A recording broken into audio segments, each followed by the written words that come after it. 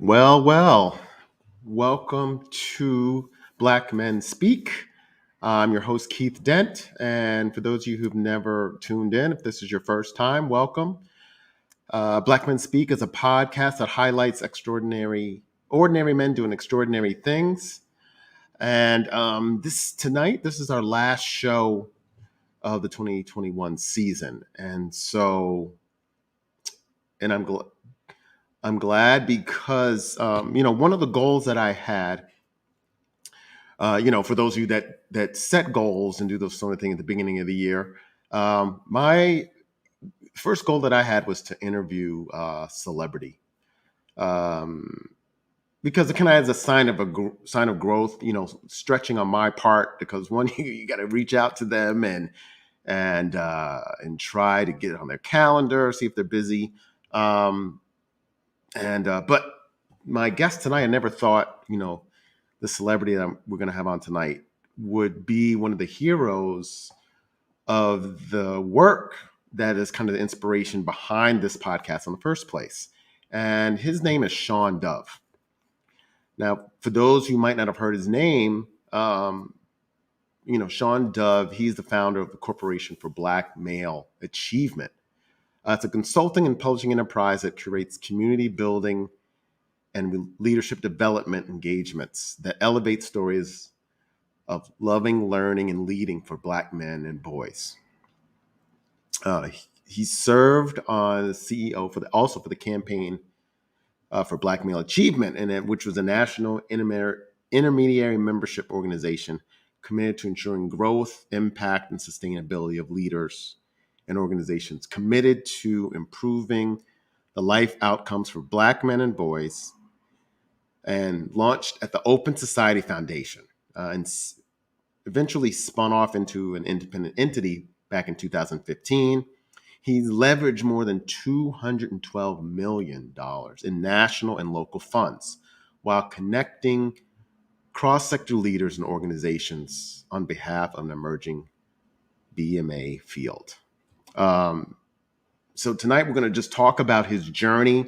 And also he's an author of a new book called I Too Am America, along with his co-writer, Nick Childs. And it's I Too Am America on Loving and Leading Black Men and Boys. It's part memoir. It's part the historical account of the launch of the campaign for Black Male Achievement. And it's also a manifesto of where we go from here. But before, we get into that, I just want to kind of give a brief background on his journey. So I'm going to share my screen.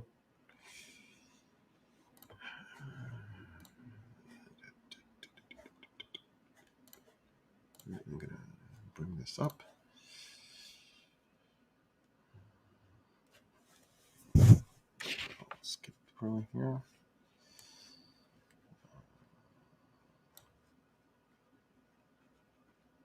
Hope it'll come up.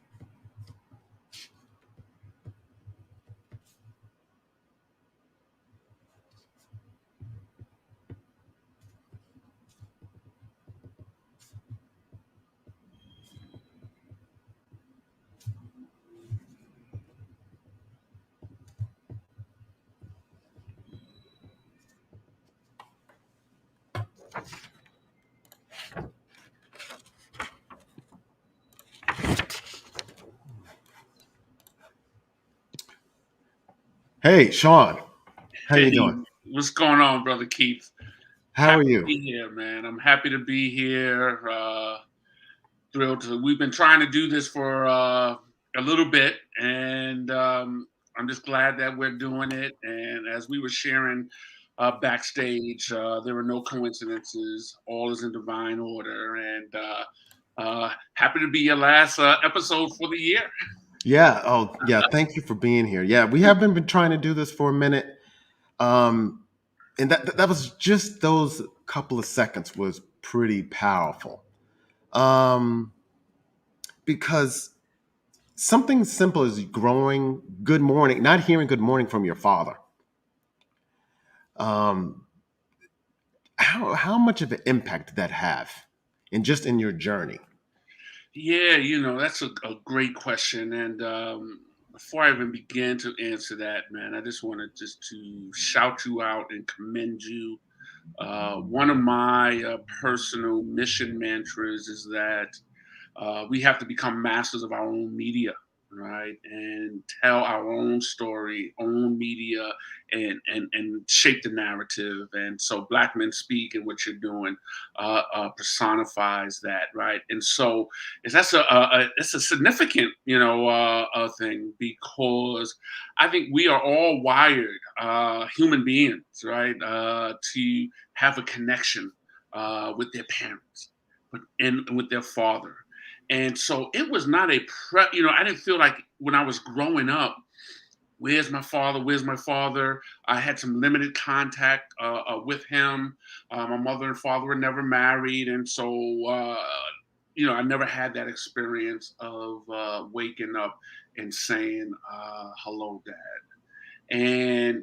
But that father hunger still exists, right? And it Mm. simmers, right? And I have to just, commend my mom, Deanna. Never said one bad word about my dad, right? Very intentional about me forming my own opinions, right? But let me tell you, when this really resonated, this whole notion of not growing up with my father and this emotions and feelings behind this, right? So I'm a father, right? I'm a father of four. Oh, Uh, okay. Twin boys, Cameron and Caleb, who are now 9. Nia, my oldest daughter, is 26, and Maya is 25. Uh, several years ago, my sons were about maybe 3, 4 at the most. It was a thunderstorm in the middle of the night, around 2 o'clock in the morning. And my firstborn son, Cameron, the first twin to hit the scene, is calling my name because he's scared. The thunder woke him up and he's calling, daddy, daddy. 2 o'clock in the morning. I'm like, God, how come he's not calling his mother? Right? How come he's not calling mom? So he's calling me, and I was like, okay, is he gonna go back to sleep? He was not going back to sleep. So I got up and I went into their room. Caleb, slept through, and he's always been that way. He just slept through it and spent some time just ushering and praying Cameron back to sleep. Right, and I went back to my room and I laid down, and it hit me. I was like, wow. I wonder what that is like to call for your father in the middle of the night, and he's there and he comes. And as I was going back to sleep, I said, Sean, you may not have had that experience, right? Um, However, you are here for your children, and you are present for them. And fatherhood has been the most rewarding and challenging experience of my life. But so yeah, that is the thing. And I've had opportunity to get to know my father. We've had conversations, and he was telling me a story about. So he did eventually get married. I have a half twin brother and half twin sister. Mm. That marriage did not last, but he was telling me a story when he left that marriage and his family. And he shared and he said he felt the walls were closing in on him, and he left. And ironically, serendipitously, and almost on a really eerie level, at that same season, I had a conversation with my late father-in-law, um, who passed away in 2004 from prostate cancer. And he used the same exact phraseology when he talked about when he left his family, the Mm, walls closing in. I was like, wow. And Keith, what I became grateful for was that I've grown up and I have come of age in a season and generation where Black men are able to get vulnerable and ask for help. Because there have been seasons and times when I felt the walls have been closing in on me. But I have a community, I have therapy, I have a level of support. And my father and my father in law grew up in an era when it was not okay to say I need help. It was not okay to say the walls are closing in on me. I want to stay. I don't know what to do in seeking mm, help. They had to like white knuckle emotionally and psychologically, and many left, right? And so um, that whole thread just made me grateful that I have come of age in an era where Black men speak, and we don't only not just speak about the game, the cars, love interest, sex, but we also speak about our feelings. We also speak about our fears and our aspirations and the ability to go to another brother and drop the mask, right? And we have a ways to go with that, but I think the pandemic has accelerated Black men's ability and willingness to raise their hand and say, I need help, right. especially around mental health and well being. Right. Great. Yeah, and we're going to get into that a little bit more. And you mentioned your first mantra, but I thought this one was also quite telling because when I looked on your website, the first thing that popped up was there is no Calvary coming to save the day. Mm. So, I mean, that really hit me. I was like, oh, okay, what's Brother Sean trying to say? So, expand upon that a little. What do you mean by that? Sure, sure. And what I'll first do is I'll expand on the entire mantra, right? Because Okay. the entire mantra, I can't talk about it without giving it all, right? So there's no cavalry coming to save the day in our communities. We are the iconic leaders that we have been waiting for, curators of the change that we're seeking to see. And what I mean by that is that everyone has the capacity to lead in some way. Too often, we passively wait for someone else to step up and come in and save the day. Uh, Whether it's government, right? Or whether it's philanthropy, or whether it's someone outside of ourselves. And so that rallying cry that there's no cavalry coming, inherent in that is that we are the cavalry, right? We Mm, are the cavalry, and I've experienced that all through my life. Just the whole notion of community building, and we were talking about uh, ordinary men, ordinary Black men doing extraordinary things and stepping up, right? And when I say that we are the iconic leaders that we are waiting for, and the civil rights movement and Black Power movement and these iconic leaders from Martin Luther King Jr. to Malcolm X to Kwame Ture, Angela Davis, many, right, right. that seemed like so far away, right? But we got a Malcolm in us, right? We got an Angela Davis in us. And that's what I mean when I say we are the iconic leaders that we have been waiting for. And that last piece, right after this, the semicolon, the curators of the change that we're seeking to see, inherent in that piece of the mantra is that, you know what? We have everything we need. You know, when you think of a curator, right? The curator has the resources, has the art, and is just aligning things in formation and what room and what wall. And too often, what I've discovered as a leader, Keith, is that, you know, I got to stop looking outside for external and extrinsic validation as a leader and look inside for intrinsic, internal validation.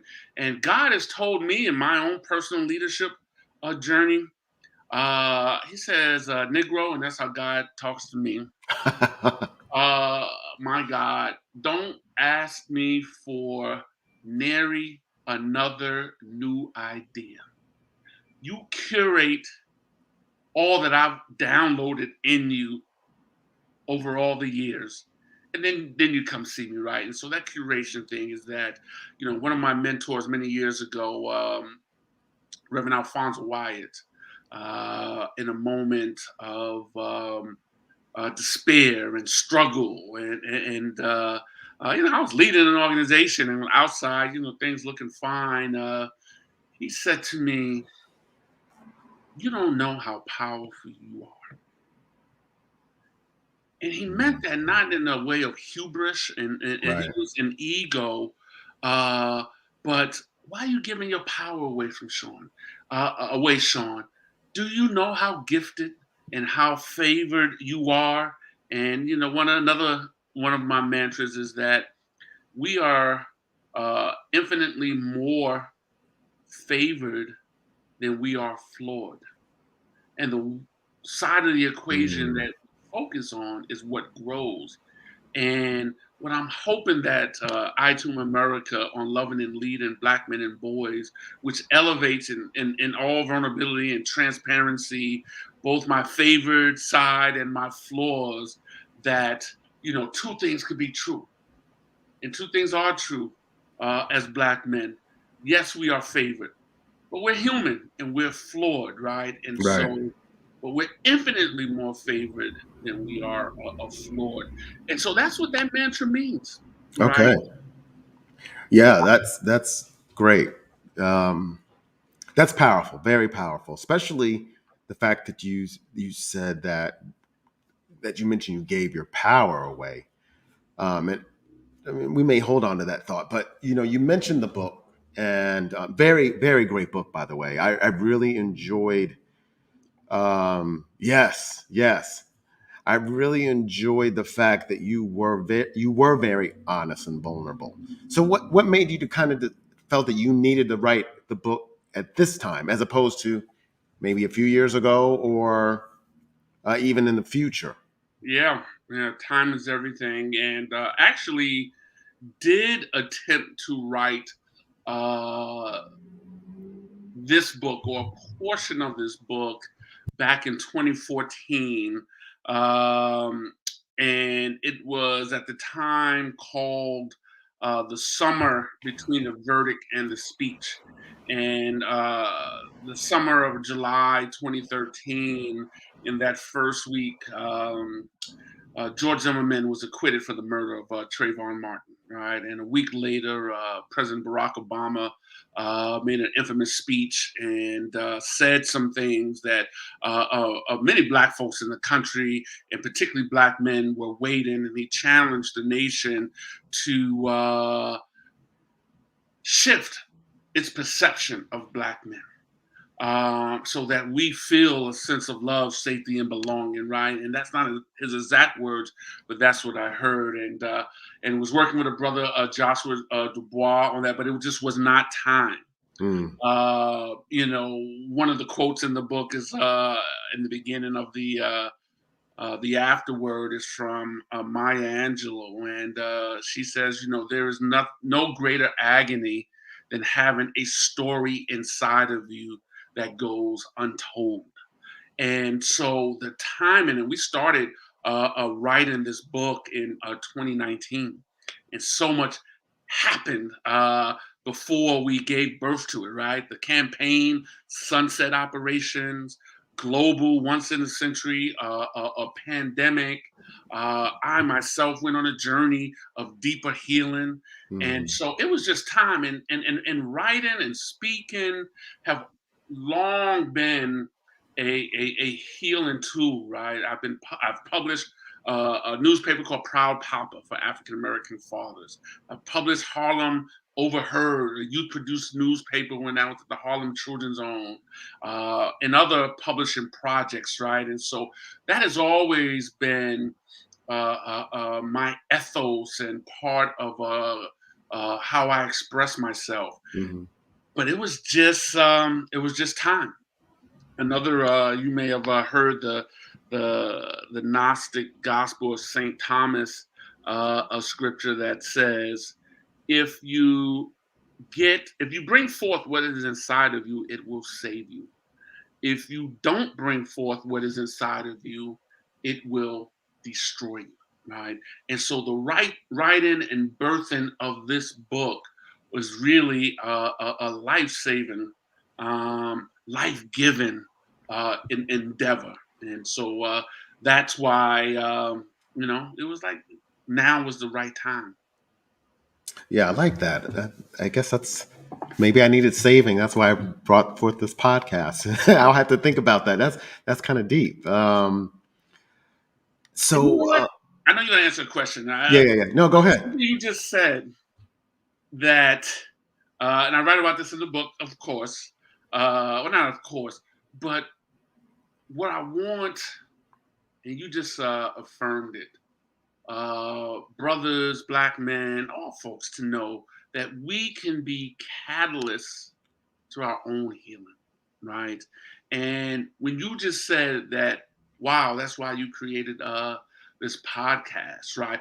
I felt that, right? And so you were wondering, I'm going to say yes. That it was, right? It helped to save you. And as you are helping to save yourself, somebody I guarantee has listened to black men speak that was on the edge, that Mm, was feeling hopeless, was feeling despair, and heard something that you said or one of your guests said, and it helped save them. right, right. And so, just in your travels and just in your journey, and it's probably for more younger people. Do they do they feel that they can't save themselves? Wow, so that's a two-sided answer to that question, Okay. right? So, And uh, yeah, before you answer, because I know that because I'm going to bring it into another question, because you had mentioned that it's imperative for Black boys to have meaningful relationship with adults, especially in school. So, do young people feel that they can't save themselves, and are they disconnected from adults, especially Black men, older Black men, and just the community? yeah, I would say too many are disconnected from loving, caring adults. Uh, but especially in the spaces that I travel, in the network that I travel, uh, I see so many young people connected to loving, caring adults, right? David Banks in Eagle Academy, and now the next chancellor of New York City. I think of Chris Chapman in Oakland, the founder of Kingmakers of Oakland, right? And Ashanti Branch. We could take up the rest of Mhm. the hour of me listing, naming, describing, and honoring Black men that provide cover, love, safety, belonging, accountability for our young people, and especially our young, our Black boys.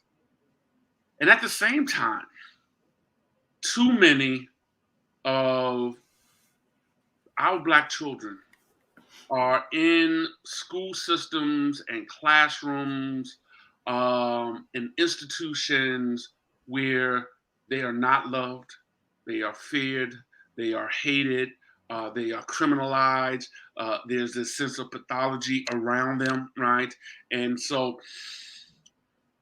the challenging thing is that all of the powerful work that I see sometimes feels like you're shooting BBs at an aircraft carrier, right? Because the aircraft carrier of white supremacy and oppression um, and privilege is just that. It's like it's huge, and so there are plenty of schools and school districts that are affirming.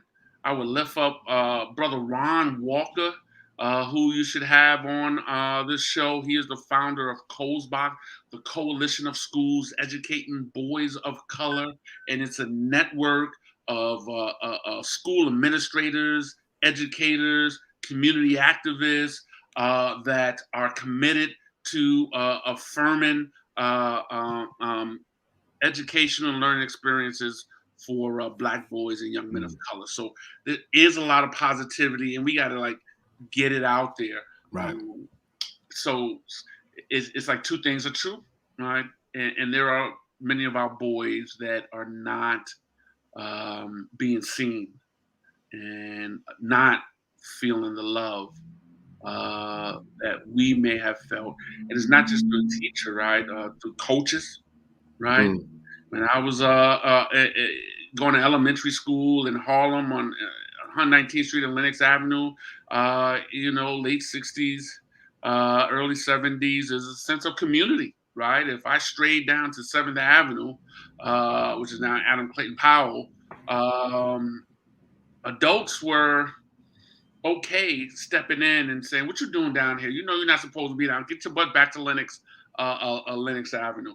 And this was before a tweet or a text or anything. By the time I Right. got a block away, my godmother knew that I had strayed where I had not strayed. It's Right. amazing how that worked before cell phones were even in existence. Right. I know. But now we're almost less connected now because with Woo! which is amazing in itself that even occurs. But And not only less connected with each other, less connected to ourselves. And mm, there has been research, and I know this is not, well, this is part of the topic. And since the advent of the smartphone, and since 2007, the youth suicide, youth depression has steadily been rising with the mhm. increase of social media and the comparisons and cyberbullying and we got work to do, but I'm blessed to be able to be in the battle. Keith, if someone would have said to me, 32, a little over 32 years ago, Sean, in 32 years from now, if we Google you, your name would be synonymous with Black male achievement. First of all, I would have said, what the heck is Google? And the second thing I would have said is like, shut up, man, and pass me the joint, right? Mm. And that I'm just grateful that I am able to make the contributions that I am on behalf of our community, on behalf of our people, right? And we all can do something. Yeah. So yeah, let's and I know that was one of the things we talked about, but since we've kind of gone there and you mentioned it, and even in the clip we show that you are part of the drug culture. Um, and mention how was part of your life. But one of the things I don't remember, if you touched upon, you might want to expand on it. Did did it take away pain, or was it more that because it was? the environment that you were in? So, in many instances, the environment that I was in, you know, caused pain, right? And when we say Mm, pain, does not necessarily need to mean like physical abuse, stress, right? A searching for identity. And so, yes, it numbed pain, it numbed insecurity, it numbed of fear. And just the escape from reality, right? And it's a very subtle thing, right? Growing up in the '70s, and even now, right?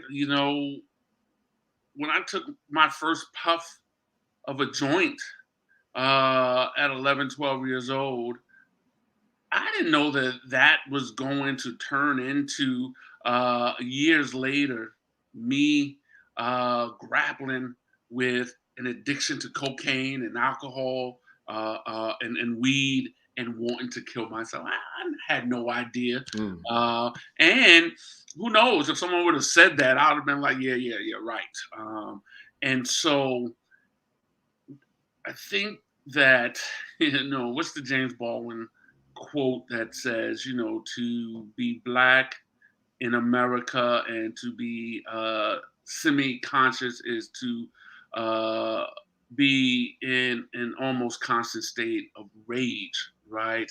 And so I did not have the tools that I have now to cope with, not even cope with, to address my depression, right?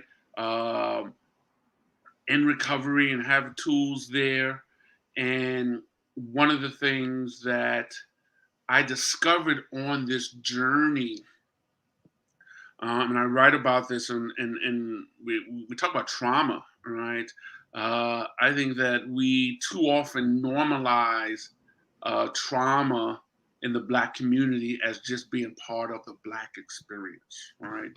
And what do I mean by that? And I tell this story in the book about when I traveled the New York City subways for the first time by myself at 9 years old. Right? And I lived with my godmother in Harlem during the week and stayed with my mother in the South Bronx on the weekends. And this was uh, the Sunday after the Christmas of 1971, taking the 2 train down from 173rd Street and Bryan Avenue to 116th Street.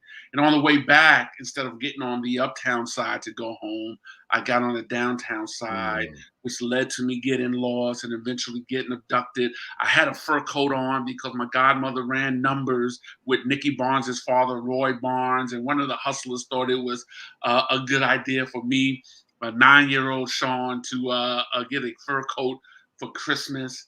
And I survived that harrowing experience. And for most of my life, Keith, when I told that story, I told that story as my Harlem resiliency story, right? mm, And the kids heard it how many times around the table. And it was not until almost 50 years later, about 48 years later, in a small a leadership circle, I was on a retreat, a trusted retreat. We were talking about our crucible moment when I broke down and realized in and through my tears that two things can be true. Yes, it was your Harlem resiliency story, Sean. You exhibited a lot of resilience on that day as a 9-year old, and God protected you. But it was also trauma. And it wasn't until I admitted and acknowledged that, wow, that was trauma, that so much in my life with behaviors and mindsets, I was like, oh, trust, um, connected to this traumatic experience, right? And mm, so mhm, our ability to, and that's why I'm an advocate for therapy, right?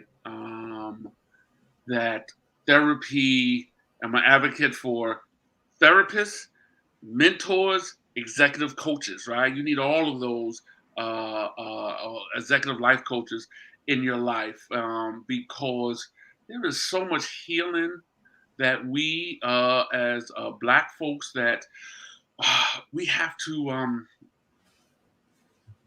practice, right? And some of it is like generational grief that we experience, right? And so therapy is a big part of that, right? And getting clean and putting down the drinking and drugging was the most important decision I made in my life. Well, we're glad that you did, because and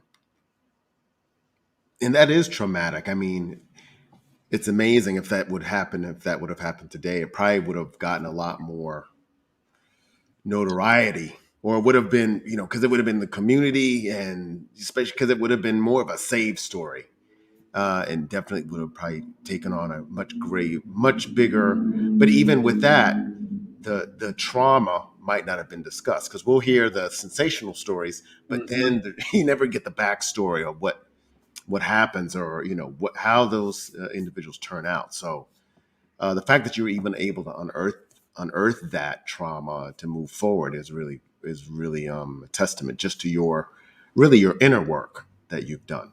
And really quickly, and I want to say, I'll come back. I definitely want to come back from part two sometime in 2022. So I'm booking myself. What was really important, and this is about being a catalyst to your own healing. This year, on Easter Sunday, I drove from my home in Piscataway, New Jersey, to the South Bronx, the building in front of the Yes, building where I yes. lived. Um, as a 9-year-old with my mom, and I retraced that subway journey from 1971. And coming back, instead of getting on the downtown side where I made the mistake, right? I took pictures and took a picture of it on 116th Street and Malcolm X Boulevard, Lenox Avenue. I crossed the street and I got on the uptown side. And I was on that train platform, Big Sean with Little Sean. And I was able to tell Little Sean that that was not your fault.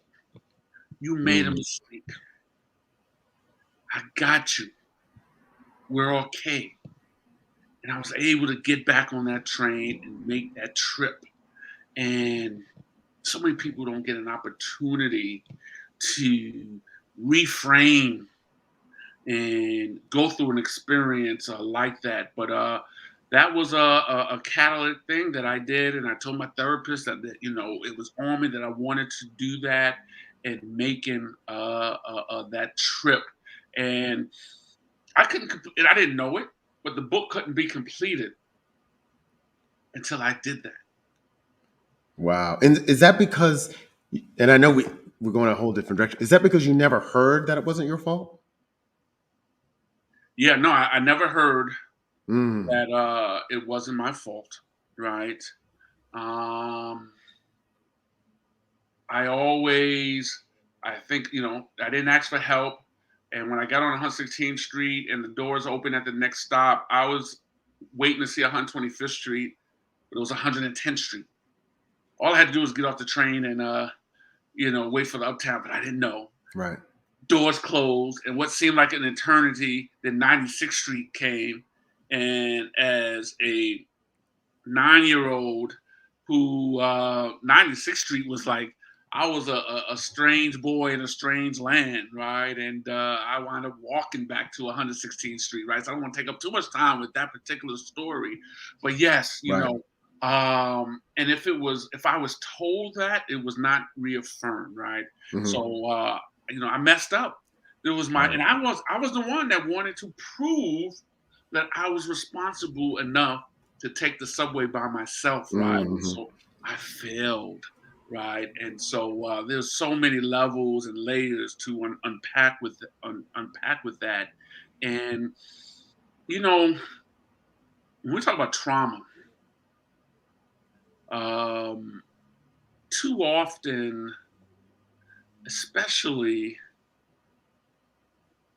with black boys and black men, the question is, what's wrong with you? Right. Right? What's up? What's wrong with you?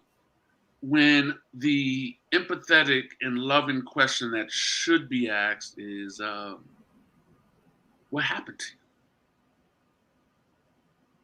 And we all Mm. have a what happened to you a story, right? And black people have an I to America a story that we have to continue to keep telling because in this moment of history we are in this country, uh, the brutality, the oppression, white supremacy, the systemic oppression, the attempts to whitewash it, to it didn't happen, right? And Mm. and folks making critical race, using the ploy of critical race theory to what little bit of Black history that was being taught in many schools, most schools, pulling that away, right? And so Right. we have to have these platforms, Black Men Speak. We have to have artists and cultural translators and whether it's through writing, photography, music to tell our stories. And the book title, we borrowed from the great Harlem Renaissance poet Langston Hughes and his poem, I Too. And at the end of that poem, he says, and he talks about, that's okay. One day you'll see how beautiful I am and you'll be ashamed, right? And he's talking about white America. Hmm. And that was in 1926. And I think the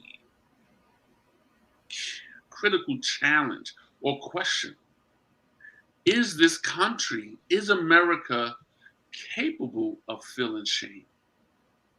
Right. One of the quotes I lifted up in the book is from Brene Brown, right? Hmm. Yeah. Owning your story and loving yourself through the process is the bravest thing you will ever do. And one of the threads and themes of the book is America capable of owning its story, loving itself through the process, and in fact being brave? Oh, isn't brave one of the values? The land of the free and the home of the brave. And so uh, we as Black people are growing and surviving and thriving in a nation that is a schizophrenic and bipolar. Because if you have values and aspirations that you have built your life and your identity on, and you default on them every day, that's Right. pathology. Yeah. I think the biggest challenge that we'd have to figure out who is America first. And if we can't, we probably wouldn't. It would be so many debates upon who we are as America before we could determine our characteristics. Because if I say, "Well, who's Sean Dove? I am a loving father. I do this, I do that, um, in my character, or I'm passionate about this." But then you know who you are. You at least have a framework, and which doesn't mean we don't change, of course, go through different machinations as you grow. But I don't think we would even, as America, its body would have even a problem just doing that part. So yeah, America has an identity crisis, right? And the declaration with the book and the title is "I too am America." Uh, as a Black man whose ancestors uh, built this nation, our free labor, and so. that is owning who I am, and it is my prayer that the book and my work sows a seed in whoever reads it, right? But especially um, a young black man, right? A black boy that it sows a seed, that it sparks a flame, that it settles an unrest. When you talk about the vulnerability, right? And the book is just not about me, right? We follow Right. Tamare in Detroit, Romero in Oakland, and we tell their story. Uh, but I had a brother. So I write about being a bedwetter when I was young, and I write about how my godmother, who I know loved and cared for me, she put my pea stained sheets on the fire escape uh, that faced Lenox Avenue between 119th Street and 118th Street, and I don't know what we were playing, freeze tag, hot peas and Mm. butter, something, and we stopped and kids are pointing up and pointing at my pea stained sheets and uh, the embarrassment and shame that I felt, right? But telling that story, I was on a call with a brother who had read the book and he said, you know, that was my story too. I was a bedwetter, right? Mm. And this is a grown man, and here we are identifying with each other, right? And so someone is going to read that who has been hiding some shame from years ago and saying, wow, Sean too? And the notion, you know, we tell our stories for folks to see themselves in our stories, that our stories, as it liberates us, it can liberate others. And that was a really powerful moment for me that I said, wow, okay. Um, for him to share that, I was proud that I wrote that, right? Because there were moments during the process, copy editors and proofreaders, wow, we appreciate your vulnerability. You're so I had to keep running back and like, damn, what did I say? What did I say? But vulnerability is a strength. Vulnerability is the new sexy, Steve. And Yeah, yeah, absolutely. So I know, let's kind of get to a couple of other things from the book, because one of your successes that made your journey important is that you work for the Harlem Children's Zone, and founder Jeffrey Canada, who's actually one of my heroes, or who I love, just for the work that he's done and in TikTok and everything else. But you had mentioned, or in the book, people were expecting you to kind of take over the Harlem Children's Zone after kind of this as a succession plan. But then you mentioned your relationship was a little bit on the frosty side, just because of he had mentioned in the book, and I'll just kind of paraphrase, mhm, uh, that he didn't know that you might be interested, or you were pulling so many different directions, doing many different things. yeah, Um, so I really wanted to know, since you were really under him and you did a lot for the organization, what are some of the three things that you learned from him? yeah. And so that was interesting that the interpretation was a frosty a relationship, because I don't think I said that, but Jeff and I have had a 30-year plus loving mentor and mentee a relationship, right? And so I think that being in a relationship with folks over that amount of time, right? If there's no friction, there's no attraction, right? Right. And so, in so many ways, when I came out of drug rehab, um, he took a chance on me, right? Mm. And so we worked together for a number of years and did some amazing things and learned so much from Jeff, right? And so you said three things that sticks out, right? Yeah.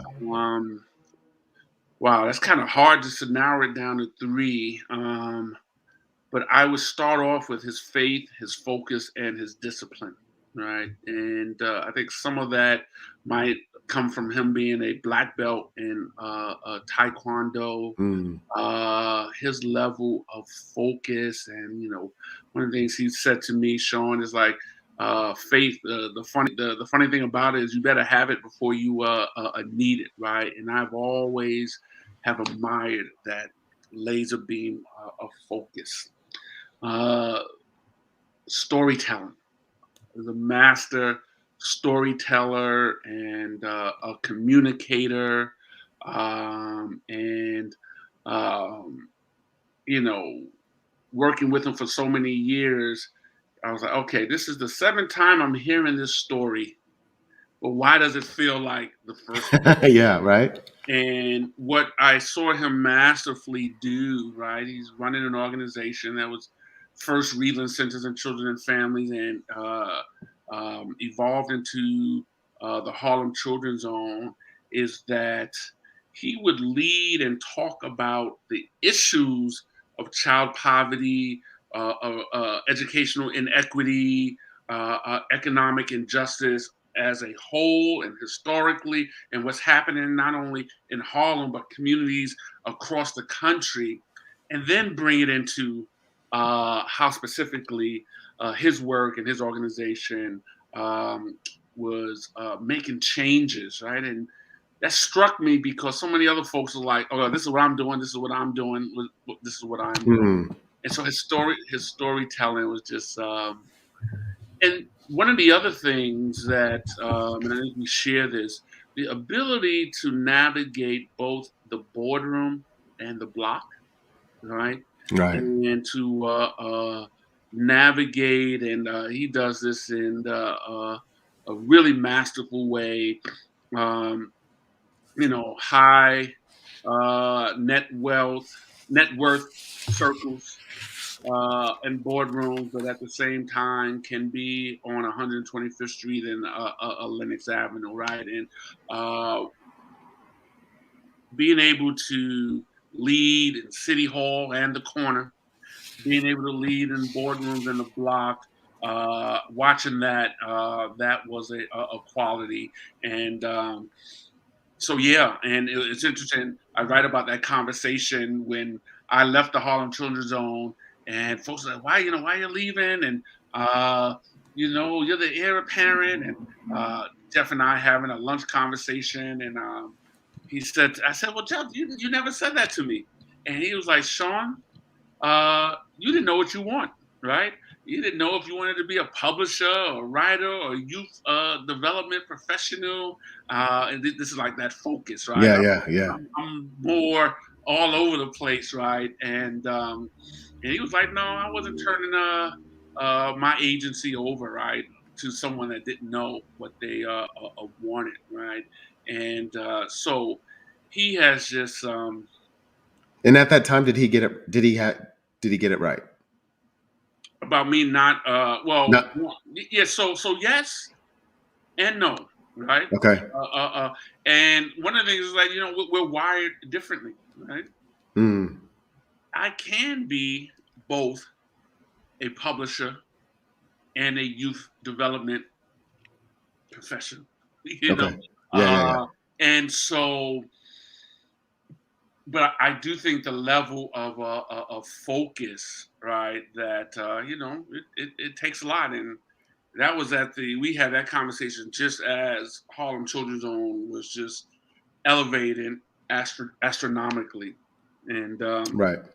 so I so much of what I have managed to achieve in my life, I have had folks in my corner, right? And Muhammad Ali is like my first hero, and having folks in my corner like a Bundini Brown and Angelo Dundee and Freddie Ferdy Pacheco, the cut man.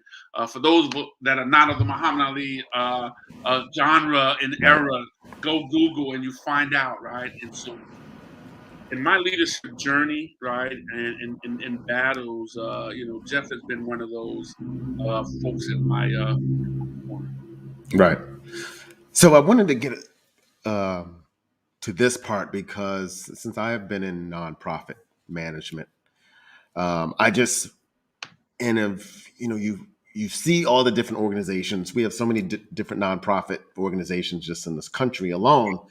You wonder where where folks get the funding to just do what the work Hmm. that they want to do. But this was kind of on page 123, and it was really talking about philanthropy. And it was right when you had spoken to a woman from Baltimore and about the Black Achievement Framework. And you put that, and then I'm quoting here, this was a moment of disillusionment at OSF. And with white philanthropy, I had thought I was working in the bastion of progressivism, a risk taking, left leaning philanthropic organization that was committed to transformative work. But the response to Soros' proclamation made me realize that no matter where I was, the issues of race and gender were still the same. When I talked about it with people who were close to me, they essentially said, Sean, where do you think you were?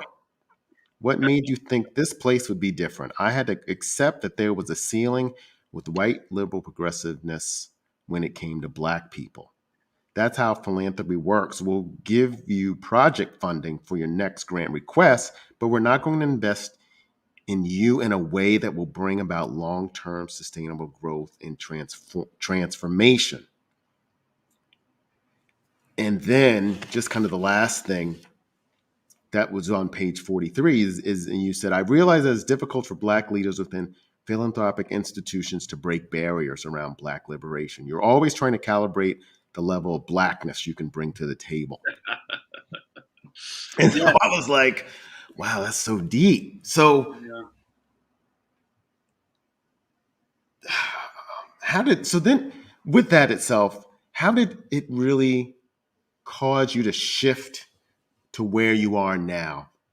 Because you're in essence have created more. It's not really a nonprofit. It's called a corporation. Yeah, So it's a LLC, the yeah, Corporation for Black Male Achievement, right. and the Campaign for Black Male Achievement. So we spun off out of Open Society Foundations in 2015.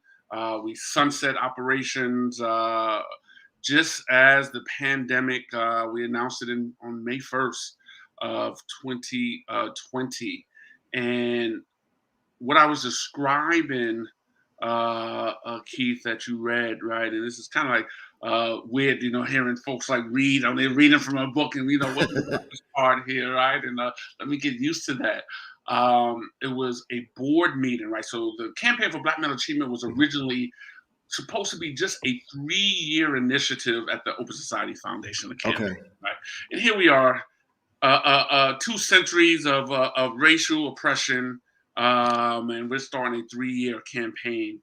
And for folks that don't know, Open Society Foundations is the philanthropy of George Soros, Hungarian-born hedge fund godfather, right? Mhm. And was the living donor. And we were in a board meeting halfway through our 3-year term.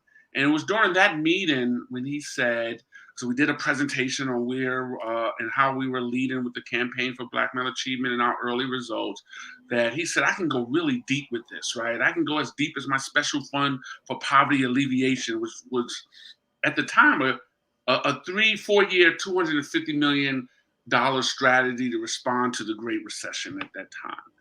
And when he said that in the board meeting, folks weren't literally falling out of their chairs, but I saw facial expressions and I saw spirits falling out and saying, like, wow, he's about to invest how much in Black people, right? This is in 2010, Mm. in Black men and boys.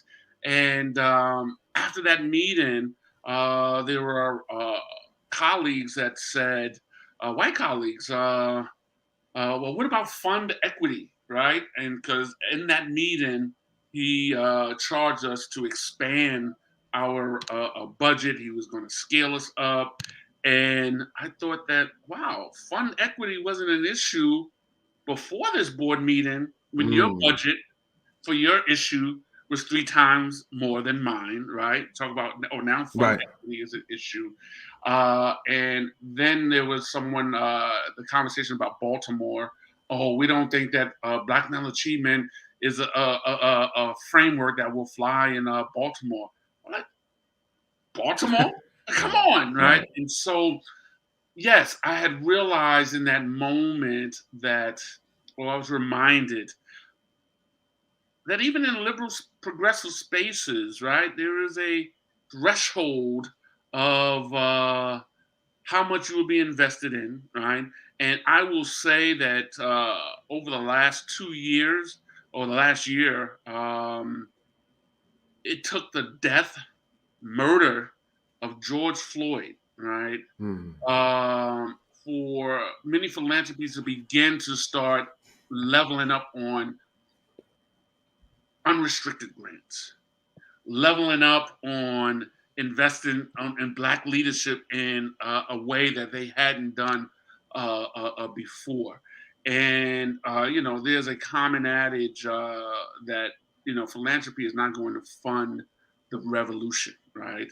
mm. And philanthropy alone is not going to make the change, right? I am reading now about the and doing some studying about the Kerner Commission, and you may know of her, like Jelani Cobb just recently published Oh, okay. the Essential Kerner Commission report, and it talks about that 1968 report and how the report said that the role of federal government, right, and cross-sector leadership that it's not going to be just philanthropy, not just government, the private sector as well.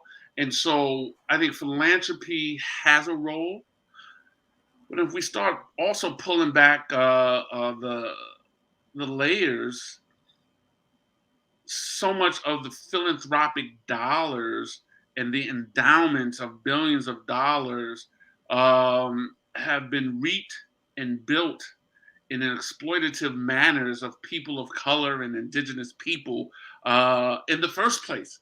And you got this $1 billion endowment, and you're only by law required to each year give away 5% of it, right? And so, uh, quite frankly, I'm still reconciling my love-hate relationship with philanthropy. Mm, And one of the things that, at its root, philanthropy means love of man, right? And there are a bunch of folks in the halls of philanthropy that I know that love Black people and are committed to our liberation, that are in strategic places, right? But it's a battle, right? It is um, a continuous a battle. wow. Yeah, absolutely.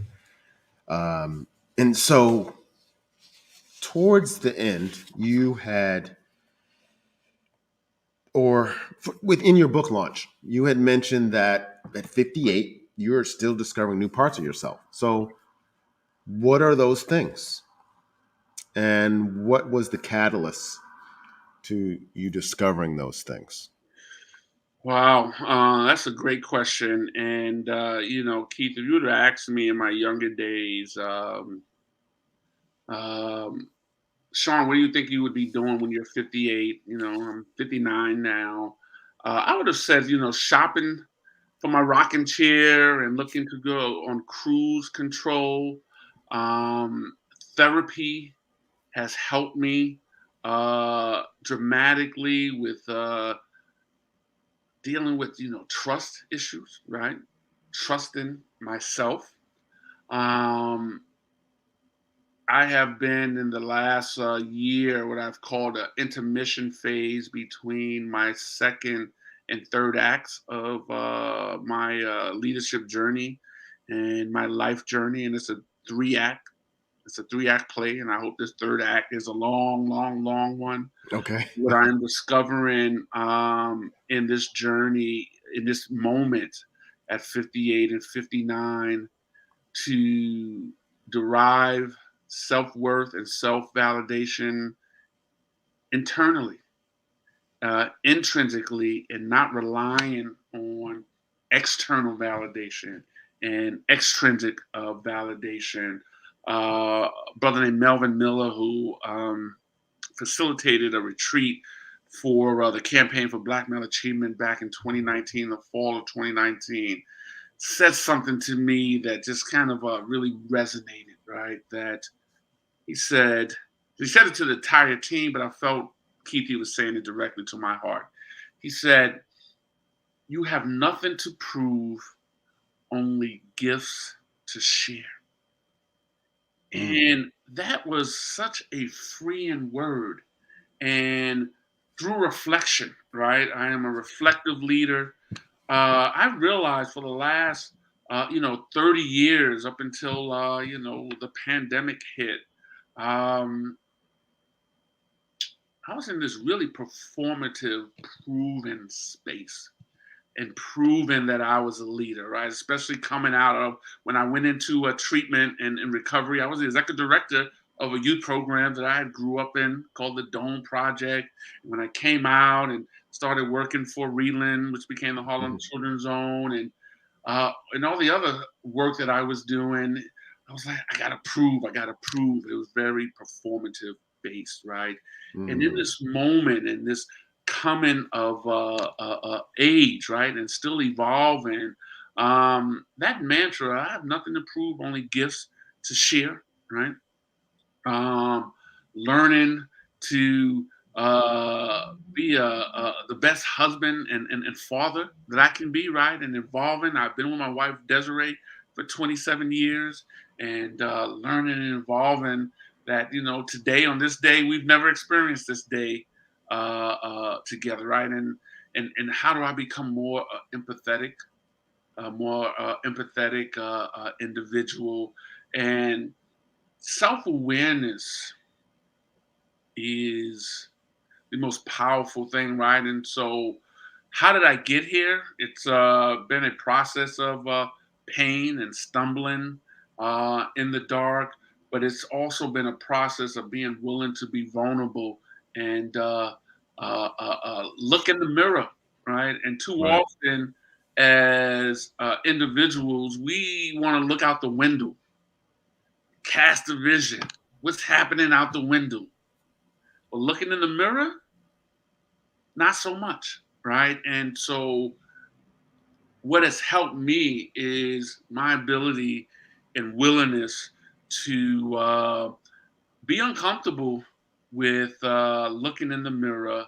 And yes, Sean, you got some stuff to work on, but you're also, like I said earlier in the beginning of this conversation, you're infinitely more favored than you are flawed, right? And so that is a process of, self acceptance, um, and gratitude, man.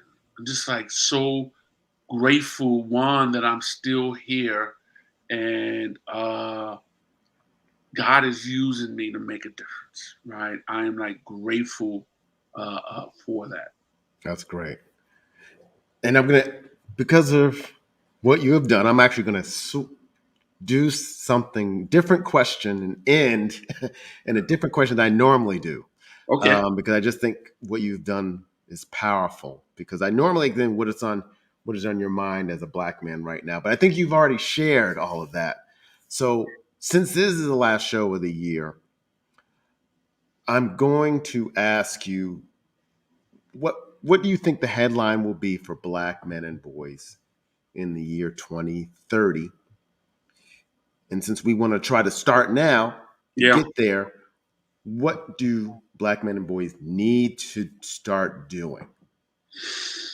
And so I would, as answering that question, somewhat reframe it, right? Because I think that we got to do a better job of amplifying the headlines of today, right? For example, um, there's this whole discourse in America of who's a patriot, right? And whose country is this? Black men enlist and enroll in the armed services more than anybody else in this country, right? And that's supposed to be like the truest sign of patriotism, Mm, right? We need to tell that headline.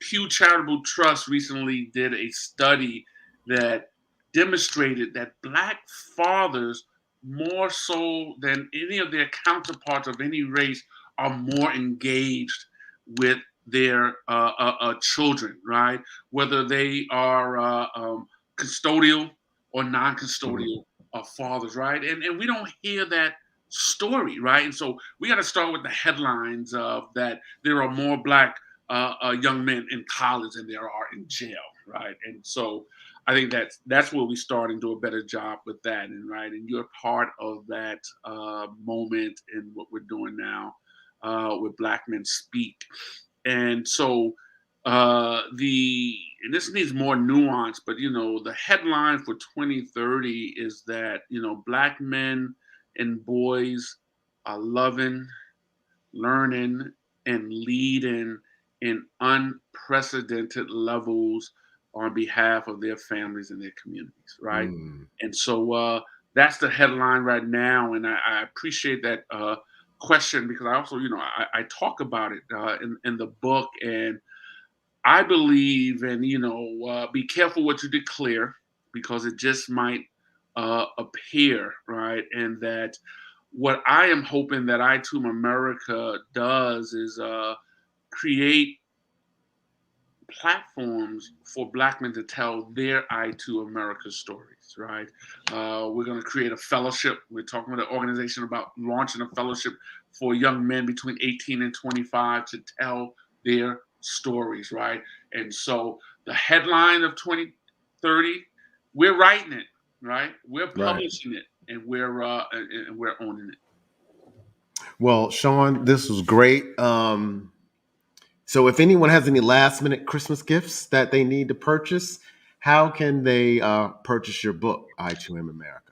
Yes, yes. So they can go to dovesoars.com /book, right? And you can purchase the book there.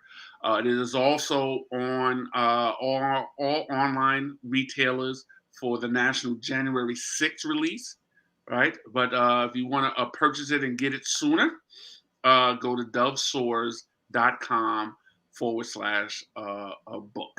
Yeah, everybody get your book. I've got mine and a few other copies that I'll be giving away. But this was a gift that you're on tonight, and like you said earlier, it was no accident that we were together to kind of close out 2021 because we're moving in a different direction as Mhm. Black men and boys. We're going to be loving, we're going to be leading, and we're going to be learning to really transform not only just ourselves but our communities and this country. So, Sean, thank you.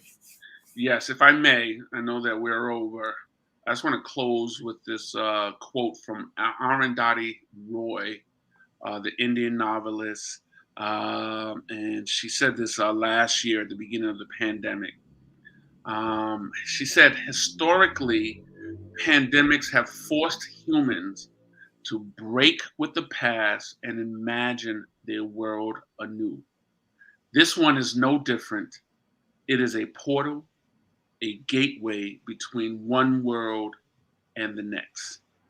And so I have been embracing that quote from Arundhati Roy, reimagining my world anew, Mm. and moving through this portal of the pandemic. And so excited and Well, appreciative great. of you, man. Thank you, Keith. No, thank you, and happy holidays and a happy new year to you. God bless, brother. Bye bye, folks.